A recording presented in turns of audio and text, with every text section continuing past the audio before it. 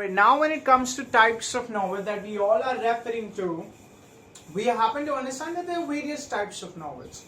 So first, let us have our attention given to the first four novels that you see on the board. The first one, realistic novel. Have your attention on the textbook, everyone. Realistic novel is a fiction that gives the effect of realism. What is the meaning of realism, everyone? You know, the realistic kind of a thing. For example, when you watch a movie, when you read a novel, something which does not relate to you is not real. You know, talking about the fancy world of Cinderella, something which is talking about a very heavenly like kind of a thing. That's not real, it doesn't connect to you. You know, but it tells you a kind of a euphoria, it creates a kind of imaginative world which is so important in your mind that you get dragged to it. I'm not knocking off anything on its perch. You came across a phrase here. What's the meaning of knocking off one's perch? Knocking off one's perch is reducing someone's importance. For example, if I say, he was knocked out of his perch from my mind, which means I had some importance. I considered him intelligent, clever, and really shrewd and important early on in my life, but because of his activity now, I'm knocking off him from my perch, which means I'm reducing his importance. So I'm not reducing any novel's importance, but I'm saying some novels are real. You know, it tries to talk about the emotion that every human being feels on a daily basis.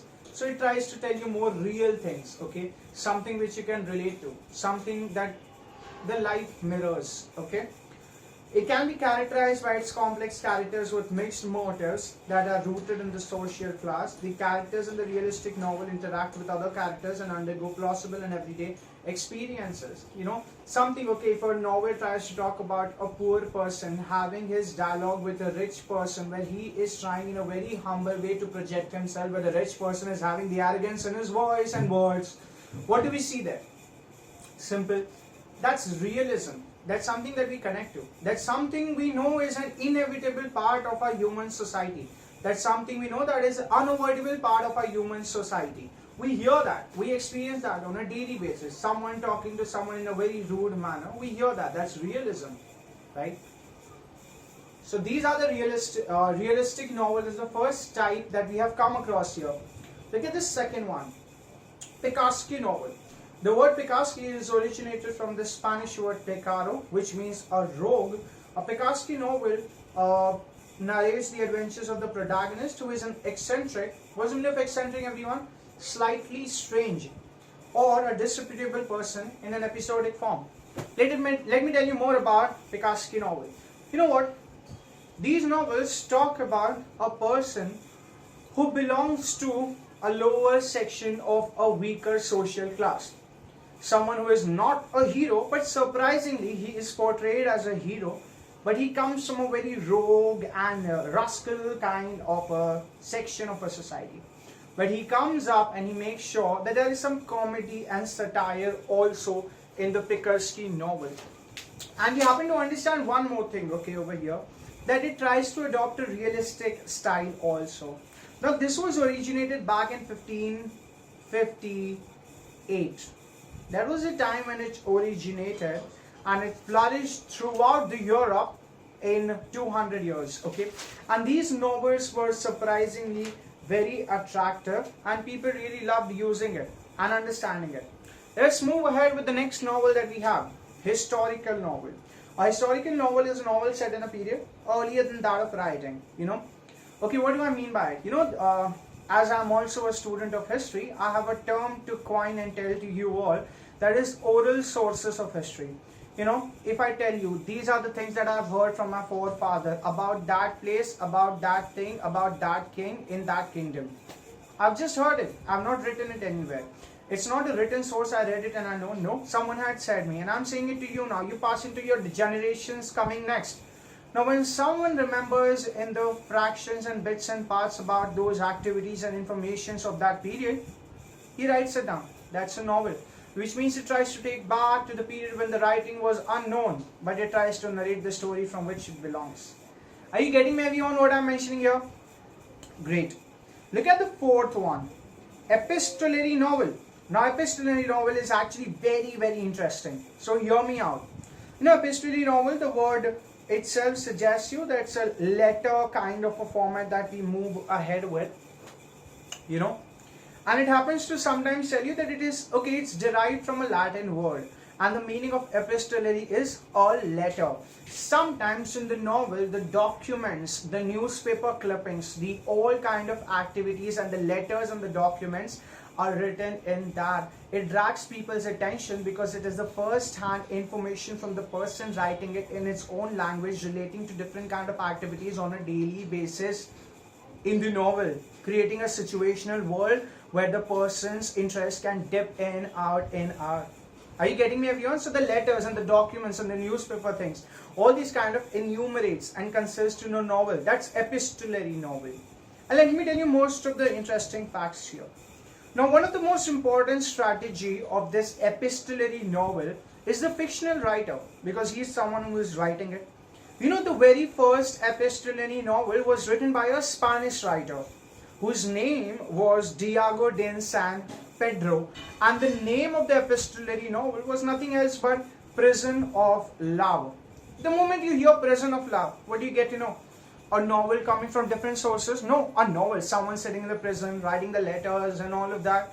So that becomes an essential grab and part of the epistolary novel, you know. And then there were other few famous writers as well. And the first one that I can discuss was the Spanish writer. The second one happened to be Fyodor Dostoevsky. You know, he had his first novel was an epistolary novel only, which consisted of the letters written by two men who lived in the pre-revolution Russia, who talks about their difficult circumstances and arduous parts of life. What's the meaning of arduous? Arduous is again difficult, okay? Difficult part of the life. क्योंकि revolution जब Russia में आया, वहाँ पे एक emperor था जिसका नाम था सार निकोलस, और सार निकोलस एक बहुत ही despotic and बेकार emperor था, and he actually, you know, ruled people in a very worse way, in a very unpleasant and sordid way. There was revolution. The weaker sections of the society and the working class raised their voice and told him, your span is over. Yes, and Tsar Nicholas had to abdicate his throne. So this particular novel that he writes, the name of the novel happens to be Poor Folk.